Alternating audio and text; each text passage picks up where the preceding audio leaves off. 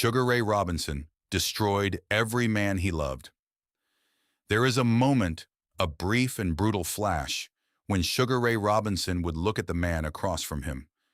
You could see something shift in his eyes. Not rage, not hatred. Something worse. Certainty. He knew what he was about to do, and he did it anyway. Every single time. Sugar Ray Robinson is considered by many historians, trainers, and fighters to be the greatest boxer who ever lived. Not the hardest hitter, not the most famous, the greatest in craft, in completeness, in the sheer artistry of violence. But here is the thing nobody wants to say out loud. The men he hurt the most were not his enemies. They were the men he loved. Walker Smith Jr. was born in Detroit in 1921 and raised in Harlem. Two worlds that shaped him into something the sport had never seen. He turned pro in 1940 under a borrowed name, Sugar Ray Robinson, a card he borrowed from a boxer who could not make a fight. The name stuck. So did the legend. By the time he was done, Robinson had amassed a professional record of 173 wins, 19 losses, and 6 draws. His career spanned 25 years. He was welterweight champion of the world, then middleweight champion 5 times. Sports writer W.C. Hines once described watching Robinson in the gym as the most beautiful thing he had ever seen. He meant it the way you would mean it standing in front of a Rembrandt. Robinson was fast. He was powerful. His footwork looked choreographed. He could box from the outside or brawl on the inside. He could switch stances, feint, cut off the ring, and set traps 3 punches ahead. He was not just a boxer. He was boxing's platonic ideal. But genius has a cost, and Robinson paid it in the currency of the people closest to him. June 24, 1947, Cleveland, Ohio. Sugar Ray Robinson defended his welterweight title against a fighter named Jimmy Doyle. Doyle was 22 years old, a rising contender out of Los Angeles with a quick jab. He had the kind of confidence that gets young men hurt. The night before the fight, Robinson had a dream. He dreamed he killed Jimmy Doyle in the ring. He told his handlers. He said he did not want to fight. He wanted out. The promoters brought in a Catholic priest at Robinson's request to tell him it was just a dream, that it was okay to fight. Robinson stepped into the ring. In the 8th round, he threw a left hook that caught Doyle flush. Doyle crumpled to the canvas and never got up on his own power. Jimmy Doyle died the next day from a brain hemorrhage. He was 22 years old. At the inquest, a prosecutor asked Robinson, "Didn't you know you had Doyle in trouble?" Robinson's answer was quiet, almost clinical. "Mister, that's what I get paid for." Some call that line cold. Some call it honest.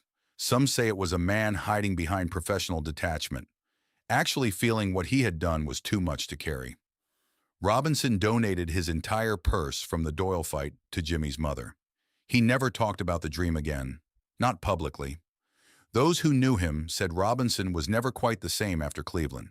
He fought just as brilliantly. He won just as often. But something had gone out of the eyes. 6 times. Sugar Ray Robinson and Jake LaMotta fought 6 times between 1942 and 1951. 6 fights. 2 men. One of the most defining rivalries in sports history. LaMotta was everything Robinson was not. Crude where Robinson was elegant, immovable where Robinson was fluid. LaMotta called himself the Bronx Bull, and he meant it. He absorbed punches that would have finished other men and kept walking forward, kept throwing, kept surviving. Robinson won 5 of the 6, but LaMotta handed him the only loss of his first 40 professional fights. A 10-round decision that stopped the boxing world cold. Robinson and LaMotta were friends, not rivals who shook hands after. Not grudging opponents, friends. They grew up in similar worlds and understood each other in a way that is rare between 2 men who have tried to destroy each other.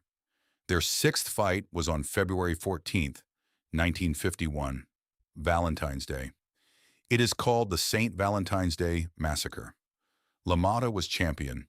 Robinson was challenging. For 12 rounds, Robinson dissected him with cold, systematic precision.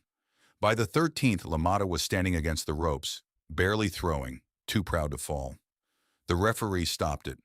LaMotta never went down, not once, not in any of the 6 fights.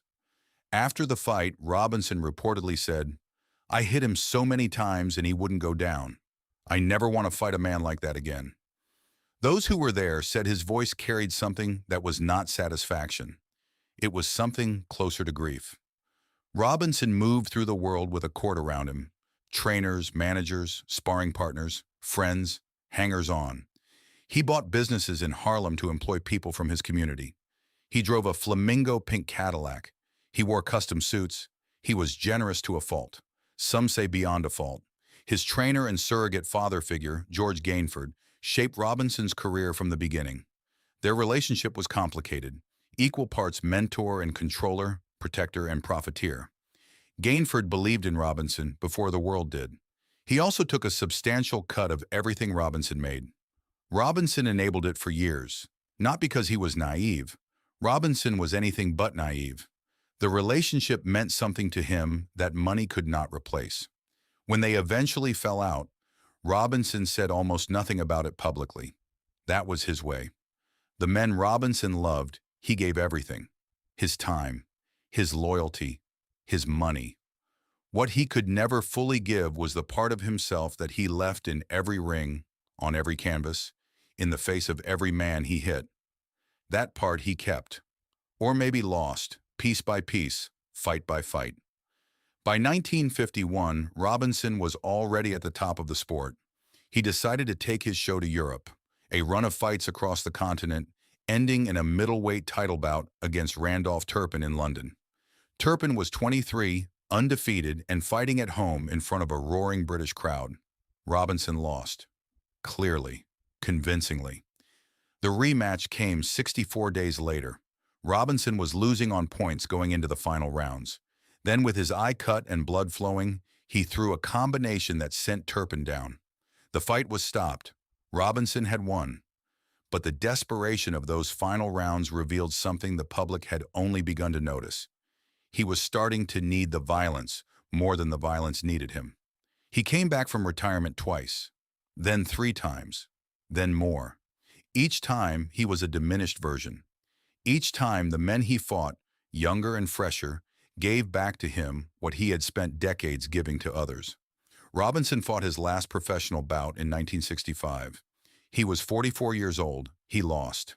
By the time he retired for good, he had made and spent millions. The businesses were gone.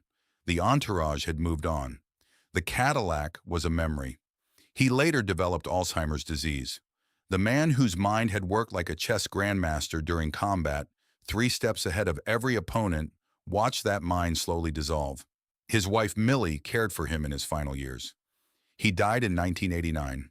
The men who had been around him in his prime, the fighters, the trainers, the friends, spoke at his funeral with a specific kind of grief. Not just the grief of losing someone famous, the grief of knowing you had been close to something singular and had not fully understood it while it was happening. Sugar Ray Robinson did not destroy the men he loved on purpose. That is almost the point. He destroyed them because of who he was. The same gift that made him beautiful to watch made him lethal to stand across from. In the ring and in life. Jimmy Doyle was loved into the grave. Jake LaMotta was loved into the worst beating of his career. George Gainford was loved until the relationship collapsed under its own weight. And Robinson himself, perhaps the most destroyed of all, spent the last decades of his life without the thing that had defined every relationship he ever had. The ring. They say the measure of a great fighter is how he handles what the sport gives him. Sugar Ray Robinson handled it with more grace and more damage than almost anyone in history. He was the greatest, and greatness, it turns out, cost exactly everything.